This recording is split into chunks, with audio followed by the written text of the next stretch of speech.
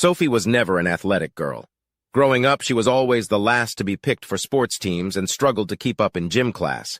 But that all changed when she discovered Brazilian Jiu-Jitsu, BJJ. At first, Sophie was intimidated by the sport. She saw muscular, tough-looking men and women training on the mats and wondered if she would ever be able to keep up. But she decided to give it a try, and slowly but surely, she began to improve. Sophie's journey was not an easy one. She had to push herself to keep going to class even when she felt like giving up. She often found herself frustrated with her own limitations and struggled to execute even the simplest of techniques. But Sophie was determined to improve. She started to lift weights and do cardio exercises to improve her strength and endurance. She also watched videos online and read books about BJJ to gain a better understanding of the sport.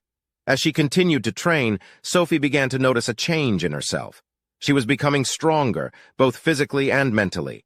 She found herself more focused and disciplined in all aspects of her life, and her confidence grew.